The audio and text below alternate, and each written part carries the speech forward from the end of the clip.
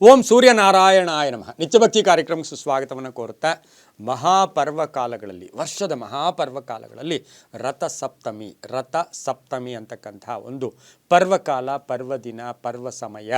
ಇದು ವಿಶೇಷವಾಗಿ ಜಗದ ಚಕ್ಷು ಆಗಿರ್ತಕ್ಕಂಥವನು, ಸಾಕ್ಷಾತ್ ಬ್ರಹ್ಮಾಂಡದ ಕಣ್ಣಿಗೆ ಕಾಣಿಸ್ತಕ್ಕಂತಹ ದೇವರು ಅಂದರೆ ಸೂರ್ಯ ಭಗವಾನರ ಜನ್ಮದಿನದ ದಿನ ಕೂಡ ಇದಾಗಿರುತ್ತೆ. ಈ ದಿನದ ಆಚರಣೆಗಳು, ಈ ದಿನದ ನಾವು ನಡ್ಕೊಳ್ತಕ್ಕಂಥ ರೀತಿಗಳಾಗ್ಬೋದು, ಎಲ್ಲವೂ ಕೂಡ ಆ ಒಂದು ವಿಶೇಷವಾದ ಶಕ್ತಿಯನ್ನು ನಮಗೆ ಕೊಡ್ತಕ್ಕಂಥದ್ದು. ಇಡೀ ಬ್ರಹ್ಮಾಂಡದ ಮೇಲೆ ಸೂರ್ಯ ಭಗವಾನರ ಜನ್ಮದಿನದ ಪ್ರಯುಕ್ತ ಇಡೀ ಬ್ರಹ್ಮಾಂಡದ ಮೇಲೆ ಆ ಸೂರ್ಯನ ಲಹರಿಗಳಿರ್ತಕ್ಕಂಥ ಒಂದು ಪರ್ವ ದಿನ ಕೂಡ ಇದಾಗಿರುತ್ತೆ. ಇಂದು ಮಾಘ ಮಾಸದ ಈ 15 ದಿನಗಳಲ್ಲಿ ನಮಗೆ 7ನೇ ದಿನ ಬರ್ತಕ್ಕಂಥದ್ದೇ ಈ ರಥಸಪ್ತಮಿ ಆಗಿರ್ತಕ್ಕಂಥದ್ದು. ಸೂರ್ಯ ಭಗವಾನರ ಜಯಂತ್ಯೋತ್ಸವ ಮಾಘ ಮಾಸದ ಶುಕ್ಲ ಪಕ್ಷದ ಸಪ್ತಮಿ ಅಂದರೆ ಈ 25ನೇ ತಾರೀಕು ಭಾನುವಾರ 1/2026 ಭಾನುವಾರ ಬೆಳಗ್ಗೆ 12:39 ಸಪ್ತಮಿ ಪ್ರಾರಂಭ ಆಗಿ ರಾತ್ರಿ 11:10 ತನಕ ಈ ಸಪ್ತಮಿ ಇರ್ತಕ್ಕಂಥದ್ದು. ಈ ಸಪ್ತಮಿಯ ಒಂದು ನಮ್ಮ ಏನು ನಡವಳಿಕೆಗಳಾಗ್ಬೋದು, ನಮ್ಮ ಆಚರಣೆಗಳಾಗ್ಬೋದು, ಮಕ್ಕಳಿಗೆ, ಪುಟ್ಟ ಮಕ್ಕಳಿರ್ತಾರೆ, ನೀವಾಗಲಿ ಈ ಒಂದು ದಿನ ಬೆಳಗಿನ ಜಾವ ನಾವು ಪ್ರತಿನಿತ್ಯ ಸ್ನಾನ ಮಾಡ್ತಕ್ಕಂಥ ಸಂದರ್ಭದಲ್ಲಿ ಇಂದಿನ ದಿನ ಮಾತ್ರ 7 ಎಕ್ಕದ ಎಲೆಗಳನ್ನು 7 ಎಕ್ಕೆ ಗಿಡದ ಎಲೆಗಳನ್ನು ತಂದು ತಲೆ ಮೇಲೊಂದು, ಭುಜಗಳ ಮೇಲೆ, ಮೊಣಕಾಲಿನ ಮೇಲೆ ಹಾಗೂ ಪಾದಗಳ ಮೇಲೆ ಇಟ್ಕೊಂಡು ಸ್ನಾನ ಮಾಡಿ ಪೂರ್ವಾಭಿಮುಖವಾಗಿ ಕುಳಿತು ಆ ಸೂರ್ಯ ಭಗವಾನರನ್ನ ಸ್ಮರಣೆ ಮಾಡಿ ಸ್ನಾನ ಮಾಡೋದ್ರಿಂದ ನಮಗೆ ಆಯುರಾರೋಗ್ಯ, ಐಶ್ವರ್ಯ, ಪ್ರಜ್ಞೆ, ಹಾಗೆಯೇ ಮಾಟ ಮಂತ್ರ ಕೆಟ್ಟದ್ದೆಲ್ಲ ಹೋಗಿ ಒಂದು ಧನಾತ್ಮಕ ಶಕ್ತಿ ಈ ಶರೀರದಲ್ಲಿ ತುಂಬಿಕೊಳ್ಳೋದು. ಇಲ್ಲಿ 2 ನಮಗೆ ಲಾಭ. ಒಂದು, ಸಾಕ್ಷಾತ್ ಸೂರ್ಯ ಭಗವಾನರಿಗೆ ಪ್ರೀತಿಯಾಗಿರ್ತಕ್ಕಂಥ ಎಕ್ಕದ ಎಲೆ, ಅದರ ಜೊತೆಗೆ ಆ ನೀರೇನಿರುತ್ತೆ, ನೀರಿಗೆ ಇವತ್ತು ಸಪ್ತ ನದಿಗಳಲ್ಲೂ ಕೂಡ ಸೂರ್ಯ ಭಗವಾನರ ಶಕ್ತಿ ಇರ್ತಕ್ಕಂಥ ದಿನ ಕೂಡ ಇದಾಗಿರುತ್ತೆ. ಈ ಭೂಮಿಗಾಗ್ಬೋದು, ಜೀವರಾಶಿಗಳಿಗಾಗ್ಬೋದು, ಇಡೀ ಬ್ರಹ್ಮಾಂಡಕ್ಕೆ ಚೈತನ್ಯವನ್ನು ಕೊಡ್ತಾ ಇರ್ತಕ್ಕಂಥದ್ದೇ ಸೂರ್ಯ ಭಗವಾನರು ಕೂಡ ಆಗಿರ್ತಾರೆ. ಹಾಗಾಗಿ ನದಿ ಸ್ನಾನ ಇರ್ಬೋದು, ಹಾಗೆ ಎಲ್ಲ ನೀರಲ್ಲೂ ಕೂಡ ನಾವು ಭಗವಂತನ ಅಂದರೆ ಸೂರ್ಯನ ಒಂದು ಅಂಶ ಇರತಕ್ಕಂಥದ್ದು ಕೂಡ ಆಗಿರುತ್ತೆ.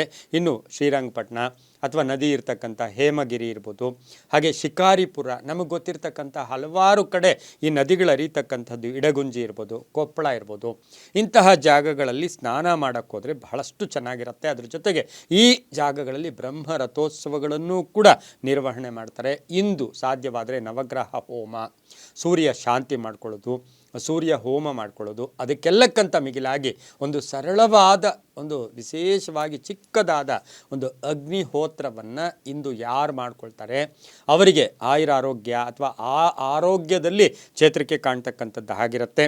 ಅದರ ಜೊತೆಗೆ ಎಕ್ಕದ ಎಲೆಗಳನ್ನು ಪ್ರತಿಯೊಬ್ಬರು ಇಟ್ಕೊಂಡು ಇಂದು ಸ್ನಾನ ಮಾಡಿದ್ದಾದರೆ ತುಂಬ ಒಳ್ಳೆಯದಾಗತ್ತೆ. ಈ ಜನ್ಮದ ಪಾಪಗಳನ್ನು ಇದು ಕಳೆಯುತ್ತೆ. ಯಾವುದು? ಈ ಎಕ್ಕದ ಎಲೆಗಳನ್ನು ತಲೆ ಮೇಲೆ ಇಟ್ಕೊಂಡು ಸ್ನಾನ ಮಾಡೋದ್ರಿಂದ ಈ ಜನ್ಮದ ಪಾಪಗಳು ಹೊರಟೋಗುತ್ತೆ, ಮನಸ್ಸು ಶುದ್ಧಿ ಆಗುತ್ತೆ, ಕೆಲಸ ಕಾರ್ಯಗಳಲ್ಲಿ ಒಂದು ಆಕ್ಟಿವೇಶನ್ ಬರ್ತಕ್ಕಂಥದ್ದು. ಹಾಗೆ ಬೆಳಗಿನ ಸ್ನಾನ, ತಾಮ್ರದ ಪಾತ್ರೆ ತಗೊಂಡು ಅದರಲ್ಲಿ ನೀರು ತಗೊಂಡು ಆ ಸೂರ್ಯ ಭಗವಾನರಿಗೆ ಅರ್ಘ್ಯವನ್ನು ಸಮರ್ಪಣೆ ಮಾಡೋದ್ರಿಂದ, ಮಂತ್ರ ಜಪವನ್ನು ಮಾಡ್ಕೊಳ್ಳೋದ್ರಿಂದ ಓಂ ಸೂರ್ಯನಾರಾಯಣಾಯ ನಮಃ ಈ ಮಂತ್ರ ಆಗ್ಬೋದು, ಓಂ ಸೂರ್ಯಾಯ ಶಾಂತಾಯ ಸರ್ವರೋಗ ನಿವಾರಿಣೆ ಆಯುರಾರೋಗ್ಯ ಐಶ್ವರ್ಯಂ ದೇಹಿದೇವ ಜಗತ್ಪತಯೇ ಈ ಮಂತ್ರವನ್ನಾಗಲಿ, ಜಪಾಕುಸುಮ ಸಂಕಾಶಂ ಕಾಶ್ಯಪೇಯಂ ಮಹಾದುತಿಂ ತಮೋರಿಂ ಸರ್ವ ಪಾಪಗ್ನಂ ಪ್ರಣತೋಸ್ಮಿ ದಿವಾಕರಂ ಈ ಮಂತ್ರ ಆಗಲಿ, ಓಂ ಗೃಣಿ ಸೂರ್ಯಾಯ ಈ ಮಂತ್ರ ಆಗಲಿ, 12 ನಾಮಗಳನ್ನಾಗಲಿ ಯಾರು ಹೇಳ್ಕೊಳ್ತಾರೆ ಅವರಿಗೆ ಇಂದಿನ ದಿನ ಸಾಕಷ್ಟು ಶುಭದ ಫಲಗಳು ಕೂಡ ಸಿಗ್ತಕ್ಕಂಥದ್ದು. ತಾಮ್ರದ ಪಾತ್ರೆಯಲ್ಲಿ ಅರ್ಘ್ಯವನ್ನು ಕೊಡ್ತಕ್ಕಂಥದ್ದು, ಆದಿತ್ಯ ಹೃದಯವನ್ನು ಹೇಳ್ಕೊಳ್ಳೋದ್ರಿಂದ, ಹಾಗೆಯೇ ಈ ಒಂದು ದಿನ ಸಾಧ್ಯವಾದಷ್ಟು ಬಡವರಿಗೆ ಅಥವಾ ಅಶಕ್ತರಿಗೆ ಸಹಾಯ ಮಾಡೋದು, ಔಷಧಿಗಳನ್ನು ಇವತ್ತು ಯಾರು ದಾನ ಮಾಡ್ತಾರೆ ಅವರಿಗೆ ಮಹಾಯೋಗಗಳು ಕೂಡ ಸಿಗುತ್ತೆ. ಏಕೆಂದರೆ ದ್ವಾಪರ ಯುಗದಲ್ಲಿ ಶ್ರೀಕೃಷ್ಣ ಭಗವಾನರು ಧರ್ಮರಾಜನಿಗೆ ರಥಸಪ್ತಮಿಯ ಬಗ್ಗೆ, ಇದರ ಮಹತ್ವದ ಬಗ್ಗೆ ಬಹಳಷ್ಟು ಚೆನ್ನಾಗಿ ಕೂಡ ಹೇಳಿದ್ದಾರೆ. ಹಾಗೆ ಪಾಂಡವರು ವನವಾಸದಲ್ಲಿದ್ದಂಥ ಆ ಕಾಲದಲ್ಲಿ ರಥಸಪ್ತಮಿಯನ್ನು ಅವರು ಆಚರಣೆ ಮಾಡಿದಂಥದ್ದು ಕೂಡ ನಮಗೆ ಇದು ಗೋಚರ ಆಗುತ್ತೆ. ಯಾಕೆಂದರೆ ದೇವರು ವೃಕ್ಷಗಳಲ್ಲಿ, ಬೆಟ್ಟಗಳಲ್ಲಿ, ಹಾಗೆ ನದಿಗಳಲ್ಲಿ, ಪಂಚಭೂತಗಳಲ್ಲಿ ಎಲ್ಲ ಕಡೆ ದೇವರಿದ್ದಾನೆ. ಆದರೆ ಇವತ್ತಿನ ದಿನ ಆ ಸೂರ್ಯ ಭಗವಾನರು 7 ಕುದುರೆಗಳ ಏರಿ, ರಥ ಅಂದರೆ ಇಲ್ಲಿ ಒಂದೇ ಚಕ್ರ ಅಂತೂ ಕೂಡ ಕೆಲವು ಕಡೆ ಹೇಳ್ತಾರೆ.